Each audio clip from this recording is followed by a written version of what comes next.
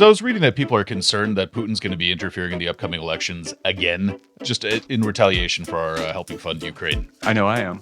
Putin basically would like to mess with our elections because that's what he does. I was going to say, he's like he's just like that ad you're always quoting, that's just what he does. It's Putin. It's what you do. So and I think like it's a foregone conclusion. We're going to see it again. The question is, will people see through it this time? And I don't think they will.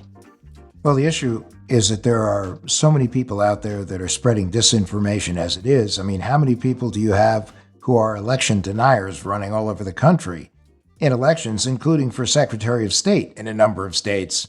So any disinformation that comes in to undermine public trust and confidence in the elections, we're doing it ourselves, and Putin is kind of stoking all of that. Yeah, no, you're right. It's almost like, the disinformation works the same way that COVID works. And we really should the Times should start running a map of, disinformation, intelligence deaths are happening. We had 15% increase in death of reasonable responses to the world as it actually is. Well, one of the things that they used to great effect in 2016 was just by creating fake news outlets. And that's not fake news in the sense of Trump. They would literally just create a Twitter account for something called like the Portland Gazetteer. Yeah. Like that didn't actually exist. Well, that's like the L'Oreal commercial. Two people tell two people, tell two people, tell two people, and all of a sudden your TV screen is filled with people. Are you a L'Oreal person, my friend? I was a while back in my L'Oreal that's why days. You're so beautiful. Good for you. It's baby skin. Baby skin. Baby skin. Oh. Yeah. Wow. But, we're for sure going to see people claiming that voting machines were hacked and all the rest of it, so that, we just create a insecure environment, and that is true. And I know you really believe this because you did a lot in the realm of election security and cybersecurity is finally a societal thing that can affect the way an election goes, the way a country is run, the way that, the Federal Reserve sets interest rates. It can really destabilize things if it's not working right. No, cybersecurity is national security. Yep, 100%. And we have to realize the fact that cyber education has to start from the bottom up. It can't trickle down. So it's got to start with young people who then do everything they can to protect their families, because in protecting families, you're protecting businesses. And if those businesses are involved in either the election business or in anything involving national security, they're actually protecting the country. So this is one where we're all in this one together. Business, consumers, media, government, we got to work together, and we have to continually up our cybersecurity game. So on that note, welcome to What the Hack, a show about hackers, scammers, and the people they go after. I'm Adam, cyber poisonous cheesecake. I'm Bo, cyber antidote. And I'm Travis, cyber non-committal brookie. And today we welcome back cybersecurity expert Adam Burley to hear why no one is safe online.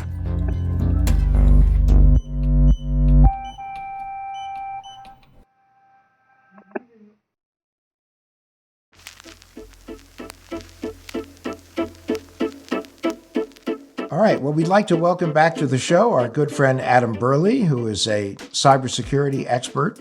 The last time we spoke with him, we were talking about a client of his who was suffering through a dark side ransomware gang incident. If there were any machines that were still infected, it couldn't spread further. We were killing machines and rolling them back with backups and that kind of thing. And this may surprise you that our client decided that they were going to go ahead and have us monitor and install antivirus on all of their computers across their networks, coincidentally, right after this happened. Adam, to refresh our audience's memory, tell us a little bit about what you do, where you're talking to us from. Sure. So I'm coming to you from my sunny basement in Columbus, Ohio, and I work for a consulting company that provides IT for other companies, and we also help companies just come to us and say, fix this problem. I work primarily in the veins of Office 365, but generally security as it relates to networks and basically computers, which is basically our entire world now. So you are actually the guy that guys pretend to be when they're scamming other guys. Yeah, that does make phone calls kind of hard sometimes, actually. For the benefit of those who are not particularly written into Office 365 for Microsoft, tell people what that is. Office 365 is, I think the official term is a productivity suite. Most people have had some experience with having a Gmail account, and it has all the docs and all of that kind of thing. It's like that, but for business, and it's in the Microsoft world.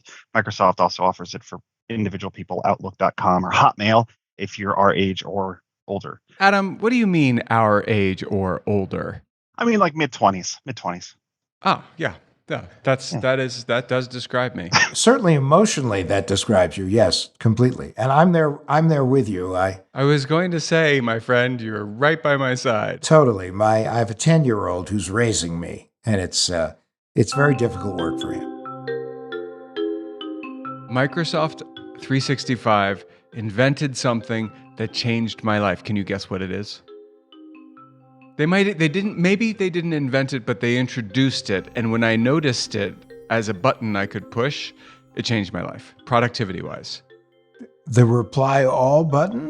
No, sir, that would make it less productive. Travis, do you have a guess? I have nothing. Yeah. Okay, Adam, what about you?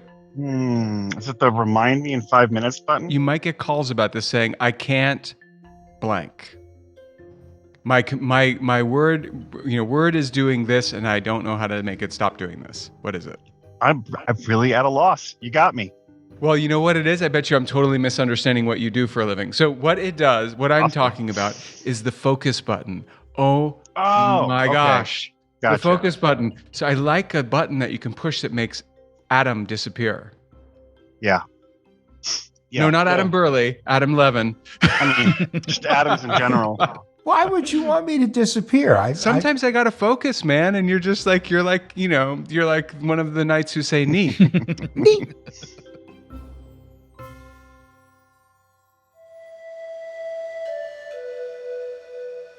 So when one of your clients gets attacked, are you the guy that they call? Well, they call the office, and then the office goes, "This is for you." But yes. What exactly is your role? How does Microsoft 365, small to medium businesses, and you combine? What is your daily life like? What kinds of things are you doing? Well, I mean, as I'm sure all of you know, email is business in this modern world.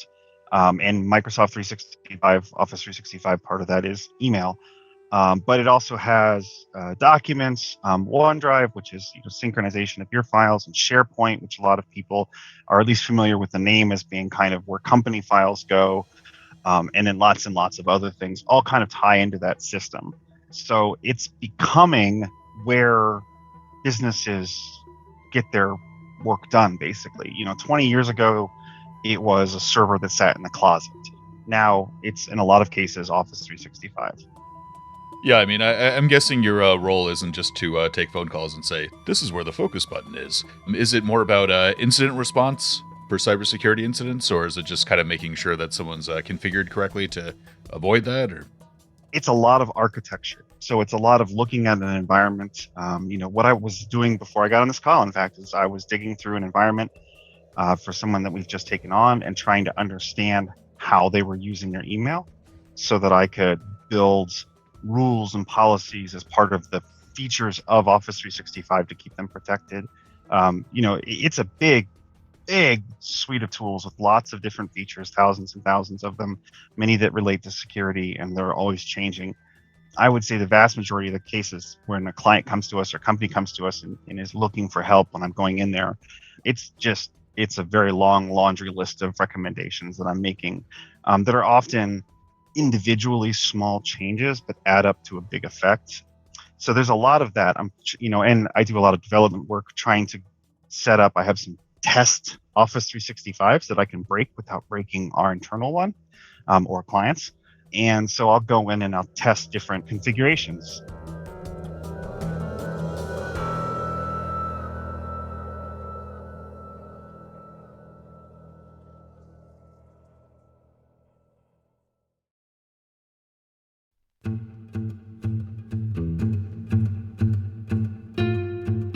So recently, last year or so, we had a client sign on to us. Call them the Very Big Corporation of America. They're pretty good sized as companies that we serve go. And the first thing that we did with them was we migrated, which is to say we moved their email for one of their subsidiary companies from another service to Office 365 for email. That's a very common thing that we do for companies. And as part of that, when I set up the tenant, so I actually create the tenant. There's a few steps that you go through. Add their very big corporation of America.com domain name to it. Set up my company's standards, by which to say my standards, because I'm the one that wrote them, in terms of the baseline of security and things like that. We lumped their email in, got everybody set up, all good to go. Then the Very Big Corporation of America said, we bought these other 4 companies. Could you move their stuff into here too? And we said, sure. And they said, can you do it in a month? And we said, no. And then they wrote us a bigger check and we said, yes. So what does that involve? Why is that? So I would think you just flip a switch and the emails move. That's not quite the case, I'm guessing. So how does it work? Why does it take so long? So from a purely I need to send you an email and you need to get it perspective, it's actually that easy. Yes. The hard part is when you have 15 years of email starting back from the dark ages of the internet, and all of that has to come along too. And you have a bunch of different users and all of their information needs to come along and their contacts need to come along. Got it. That's daunting. Yeah. There's a lot of steps and we don't want to interrupt people's day. They need to make money. To make money, they have to be able to use these tools. So this is typically a process that happens before, and then there's a cutover night when everything gets slapped over and that 2-minute process we discussed happens. And then afterwards, basically making sure everybody's stuff is set back up on the new system. So you're assuming that everybody is not inbox zero. Right. So you've got complex environments you're in. Yeah. Got it. Yeah. Rarely can we even get people to buy into 24-month expirations on stuff. So inbox zero would be lovely, but unrealistic, unfortunately. So the difficulty there's a little bit of difficulty on the beginning, not to get too far in depth here, but there's a little bit of difficulty in the beginning in terms of you have to figure out of this list of mailboxes that you've now found, how many of those actually belong to human beings still versus, oh, Sally left the company 15 months ago. We just never got rid of her mailbox. And you have to chase down everybody and find their phone numbers so that you can make sure that their phones work afterwards. All sorts of little nitty gritty details like that. So I have a project manager now who is amazing. And she did all of that legwork and attended all of the boring meetings that could have been an email and did all of the human being type of things. So all I had to do was the technical stuff. So we got everything migrated in. Each of these 4 companies came with a previous owner, the guy that sold the Very Big Corporation of America, their company, right? And I don't know if you have ever been through an acquisition. I went through 2 in 2 years. It wasn't fun. I'm sure lots of your listeners have been through them, especially when it comes to venture capital groups. So we now have all of these companies kind of built in here. They're across the country. They're in 5 or 6 states. They have there's 300 or 400 employees in this Office 365 instance called the tenant, like an apartment building. So we've got these. There's about 6 or 7 kind of co-owner type people that are in this tenant, and they're still big wigs in their individual subsidiary companies, even though they don't own them anymore. And they have a tendency to be resistant to security. Most company owners are. Don't know why. And so they did the very absolute minimum. We did get them set up. They had multi-factor on their phone, push notification, so they could sign in, which is where it makes your phone go beep, log in, yes or no. So we were done. We finished that off. This Very Big Corporation of America went off, and they're apparently buying more companies. I don't know. And I was done. I've moved on. I've got this other company that we're bringing on now. That's all tied up. I'm doing 50,000 other things. So Steve, my coworker, got a ticket in and said, Bob is sending emails to their company's HR trying to change his direct deposit info but Bob didn't send those emails. It wasn't Bob. Yeah, so Bob got hacked. So Bob got hacked. He was compromised. So we'll refer to them as not Bob. Not Bob. Yes. Not Bob. So not Bob was sending emails, but Bob was compromised. Bob was compromised. Bob, the actual previous company owner, was compromised. And Steve, my coworker, got the ticket at first and shot me a message and said, "Hey, I got this ticket. What do you think of it?" And I sent back, "He's not been compromised. MFA has turned on his account. He's just, set something stupid up and forgot about it. And, whatever. Just call him and try and figure it out." And I just immediately forgot about it. Moved on with my day. 2 hours later, my CTO messages me and says, "Hey, did you hear that Bob's account got compromised?" And I said, "No." So Bob's account got compromised. And Bob's account had MFA turned on.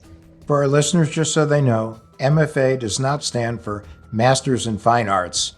It's a multi-factor authentication. I was wondering if Steve was a sculptor or a painter or Bob or whoever. Right. I was confused. Bob, that's right, Bob. Bob was an artist, but no, he's not. He's just a person who is using two-factor authentication. Yeah, and basically almost anyone working in a business environment now has run into this at least once. You've got the little 6-digit code thing on your phone, or you get a second text message. Facebook, Instagram, Twitter, they all have this now, and if you're not using it, you need to go and turn it on, because it is still the best protection your account can have. Well, without question, our show has legions of guests who have lost Instagram accounts because they used old passwords and did not use multi-factor authentication. Now, there's ways to social engineer two-factor authentication workaround, but I'm smelling something else here. Was this a social engineering thing? Did Bob just fall for somebody's smoke and mirrors, or did something more nefarious happen? So Bob, Victim. yes, obviously this is a big deal, especially because it's a fairly recent client. They're spending a bunch of money on us. How did Bob's account get logged into? Aha. So, right, because he's got MFA, he's got two-factor turned on. So unless they stole his phone, how did they get in? Obviously I spring into action and look up log files, as one does when they spring into action. It's not as exciting as when you're a fireman. And I look at the log, and it shows you like, oh, this person signed in at this time, this person signed in at this time. So it says, oh, so Bob signed in at 8:51 from Pittsburgh, Pennsylvania, which is not where Bob lives. And 8:51, it says prompts for multi-factor authentication. And then it says 8:51, multi-factor authentication approved. And they're signed in. In Pittsburgh, for sure. From a Pittsburgh connection. We don't but not know. but not Bob using a VPN and somehow pinging from Pittsburgh. Right. This is definitely a person other than our Bob. So, let's just put a pin in this for 1 second, because Adam, I don't understand why more companies aren't using a policy that states really clearly, if Bob is not in Pittsburgh and Bob logs on in Pittsburgh, shut everything down. So that's what's called geofencing, which is when a connection will only allow you, a website or a service will only allow you to connect if you're coming from a certain physical place. Bingo. And ding, ding, ding, ding, ding. And we have articles about geofencing on adamlevin.com. Why aren't people using it, though? Well, there's a couple of reasons. The first reason is it's not actually all that accurate, especially with mobile phones. At least most implementations. So typically it uses what's called your IP, or Internet Protocol address, which is the unique number that your internet connection has. There's a big list of them, and the list has the approximate location of where that IP address lives in the real world. So that's what geolocation services, including geofencing, typically use. So in other words, we should think of geofencing as a zip code. There are some financial institutions that the minute you leave that zip code get worried. Titchy. Yes, they get titchy. Right. Yeah, so the drawback of using an IP address to determine where you are in the world is that they move. They get bought and sold by companies. A lot of times they're in and not the correct place, or have no place, or have multiple places that they're tied to. And if you're using a service like, for example, Office 365, and you're using a connection from there to another service, you're going to show us coming out of Washington, because that's where Office 365, a lot of their connectee servers are.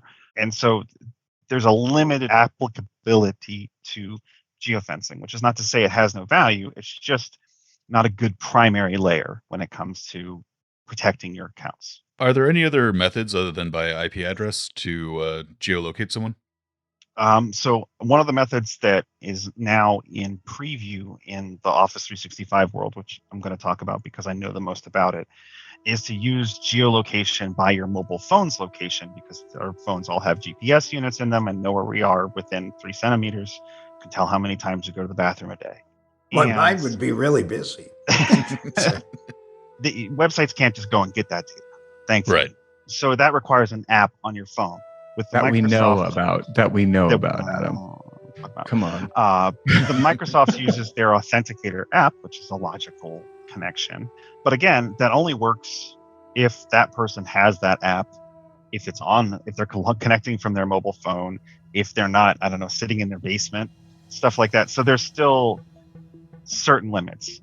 I don't have geofencing on my official list of I do, but it's only to the country level.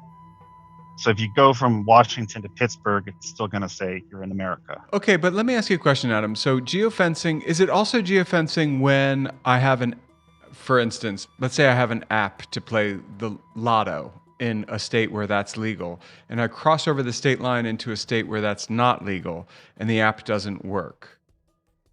Yeah, same technology, same reason why you can't log into the UK Netflix from America. Same, and you may be thinking, aha. That's what I was thinking. VPN. Yes. And the answer to that is yes, sometimes. It depends on how smart the geofencing is and how aggressive it is, let's say. And the bad guys, the bad guy Bob, the bad guy version of Bob, got to give him a better name. Let's give him Bad Bob. I like that better. Bad Bob. Or McEvil, or Bob.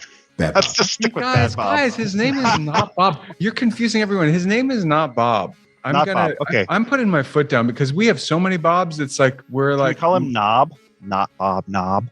Kind of like Knob. I like it. Actually. I like Knob. Okay. Yeah. Adam, do you like Knob? Knob is good. Okay, All right, approved. Knob it is. Okay, so Knob might not have been in Pittsburgh. He probably wasn't, in fact. He was probably in the countries that you think of. Although he could be in America. We're the number 2, I think, source of these types of attacks in the world. So he was in Liechtenstein. No. He might have been. No, I'm kidding. I'm kidding. It's not one of the countries we think of, but okay. And more than likely, Knob wasn't actually a human being sitting on the other side of that computer terminal, but a program that was doing it for them. So, but regardless, Knob put in Bob's username and password and was able to sign in, even though Knob didn't have Bob's phone. How did Knob get in? Two-factor authentication is not all it's cracked up to be. Every piece of security has its flaws. And when you try to make something that's not impossible for normal people to use, you get more flaws. So Knob got in because Bob let him. And Bob let him. Bob let him in. The reason that worked. So there's an attack against push notifications, which again is when you put your username and your password and your phone goes bing and says, do you want to log in? And you say yes. There's attack against those. There is an attack against that where basically the Knob in that situation just keeps trying to log in.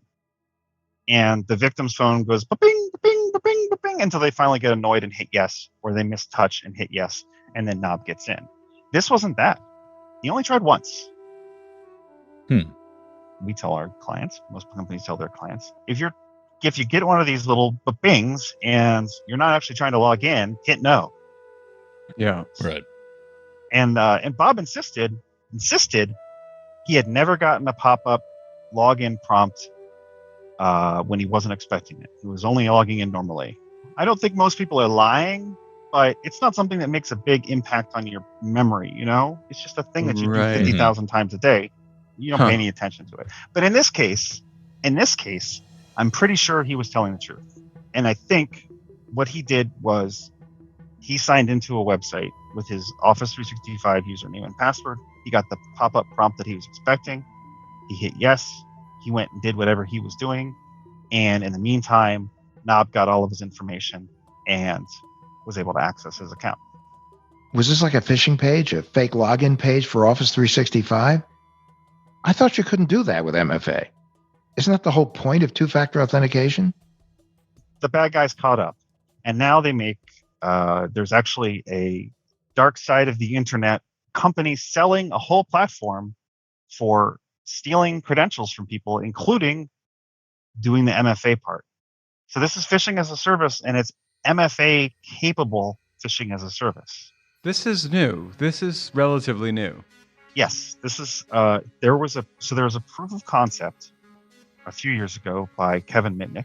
So there's been the concept has been out there for a while, but this is the first time that we're seeing it in bulk, where it's not just being used against some C-level manager or somebody who's a high-value target. It's just a service that's being sold.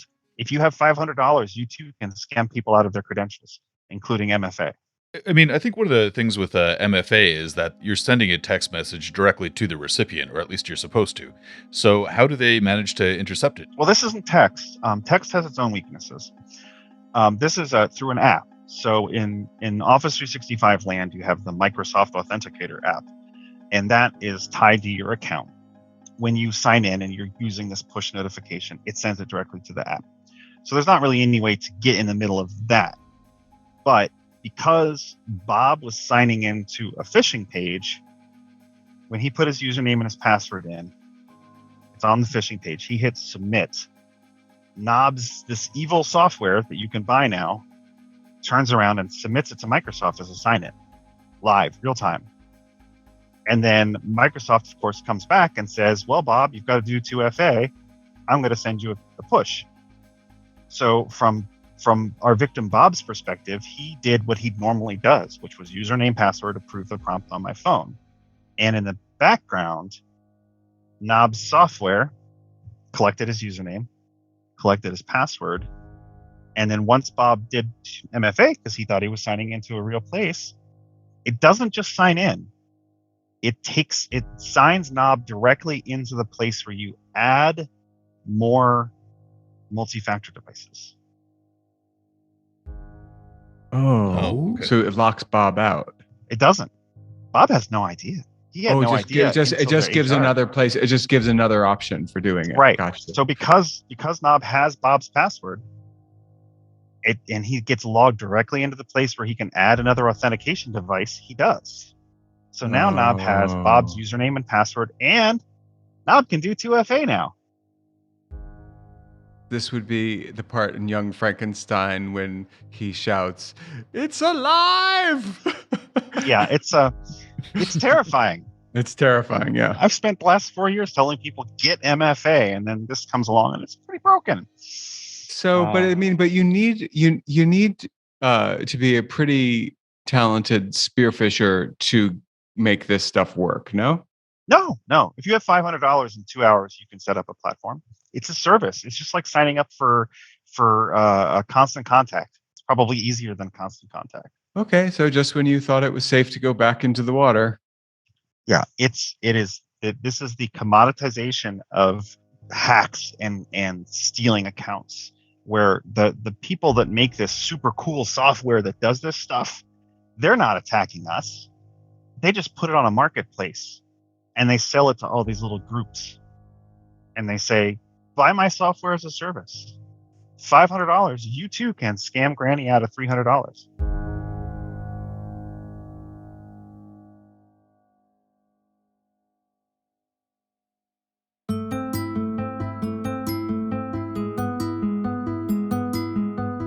So how did this get resolved? What's the solution to this new cyber nightmare? Well, in Bob's case, obviously we reset his password. We redid his MFA, pulled out all of the things that the knob had put in there to try and hide his malicious actions, blah, blah, blah, blah, blah. There's a whole other list for that. But long term, there's nothing that keeps Knob from doing it again, other than Bob maybe being a little bit more suspicious this time. There's a lot of it that just comes down to user training. Telling people, hey, when you click on a link and you think you're going to Microsoft, maybe make sure you're at Microsoft.com. There are some new technical tools that are being rolled out in response to this new platform that's being sold to help make it more visible, both when someone does a verification, what it's for, and then also to make it more visible to administrators and IT type people when this activity might be going on. So one of the new features that's in a preview state right now, actually when it does the little bleep on your phone, it actually shows you a little map and says you are here. And that's based on that geolocation data. And so if you're signing into something and you think it's legitimate and you get a bleep and it says you're in Pittsburgh and you're really in Washington, maybe that might make you think twice about hitting yes. It also has an option that will tell you the app that you're signing into. So if you think you're signing into your Outlook and it says that you're signing into the password management page, again, try and give people more information so that they can make a good choice. So you're looking for the black cat in the matrix. Yeah. Just something that's a little bit off. Yep. Yeah. Got you. And we're just trying, because again, for most people, they get the prompt, they hit yes, they sign in. It's a very habitual thing. So by giving them more information than a simple yes, no, we're now arming them with the ability to hopefully make a more correct decision. I won't say a better decision. I think one thing I'm sort of wondering about here is that, anyone in the tech industry has been just telling laypersons for a very long time now, like, you need to have multi-factor authentication enabled on your accounts. What should they be thinking now about that level of protection? And at the end of the day, MFA is still better than not MFA. And for most people, especially outside of the world of business, your individual user accounts, you're probably not going to run into this that much. They're targeting, it's still a platform that costs money. There's only one vendor right now, so it has some limitations. They are being a little bit picky about who they accept because they don't want a bunch of people to sign up for it and then spoil the pot. But there are some tools that can help protect in general against MFA targeting attacks. So one of them is what's called number matching, which is where instead of you just getting a bleep with the yes, no, it actually will display a number on the screen. So I put my username and my password in and I hit login. It says, pull up your app on your phone and type this number in, and it says 52. And then my phone says, put the number in, 52, sign in, yes. That helps to protect against that login spamming attack that I talked about earlier, because regardless of whether or not I'm annoyed by all of these pop-ups, the fact that I don't have that screen in front of me means that I can't accidentally approve an attacker from getting in. Doesn't protect Bob though, because Bob was at a page and thought he was signing in, so he would have just put the numbers in. We really, really appreciate you sharing this with us. This is important information that certainly everyone in business should know. Once again, you've been incredibly helpful, and we can't thank you enough for joining the show. Yeah, I'm glad to be here. It can feel like very dry material to talk about, but getting that panicked phone call from Bob, it's definitely something that's important, and online security is just more and more important every day as more of our lives move online. Don't be a knob. Yeah, don't be a knob. Or do. I'm not going to judge you.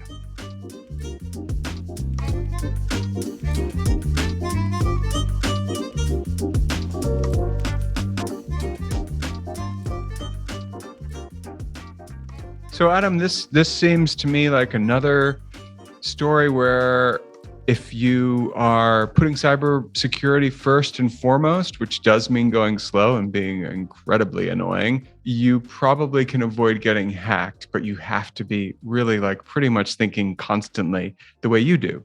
Aw. Well, it's true.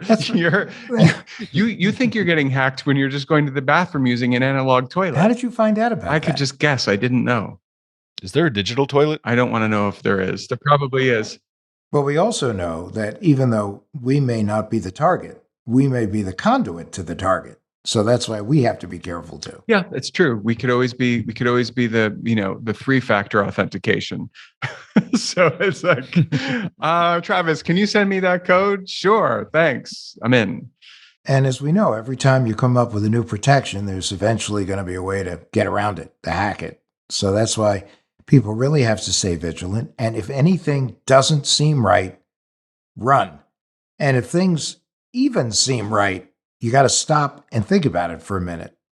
So, Adam, I think it's time for the Tin Foil Swan. Yeah, our paranoid takeaway that'll help keep you safe. Travis, why should people still use multi-factor authentication? It puts one additional barrier between yourself and hackers, is the short answer there. If someone happens to get your password and that's all that's protecting your account, then really that's not much of a defense.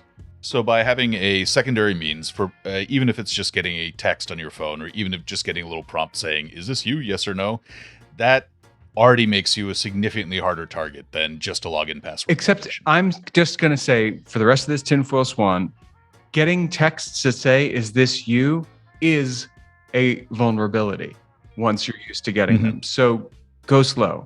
Yeah, I mean, there's a common method of attack now where Adam actually referred to it, where you just get like 100 of those prompts. And if you keep on saying no, eventually you get impatient, just hit yes, and then the hacker's in. Well, one thing is for sure, I know myself that I will get some communications from some banks, and I go, this is not real. And then I make a call to somebody I know at the bank, and they go, yeah, it's another account you have that you may have forgotten you had, and we are trying to tell you that you got to do something about that. I love it because you do go so slow. My kids are so annoyed with me at this point because I'll get in touch with them because I also have transaction alerts set up on all of my accounts, and I will. Last night, literally, I went and I got gas, and then the charge came up, and I texted my daughter Esther and said, "Hey, what's AMG? What did you just charge?" And she said, "Nothing, Dad." And I realized it was me. Happens a lot.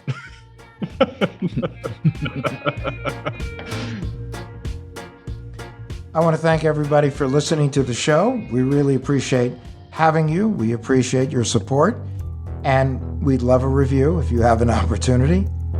Come, rate us, review us, and share the love with your friends. That also helps other people experience the love that you're sharing. What the Hack with Adam Levin is a production of Loud Tree Media. It's produced by Andrew Stephen, the man with 2 first names. You can find us online at loudtreemedia.com and on Instagram, Twitter, and Facebook at Adam K. Levin.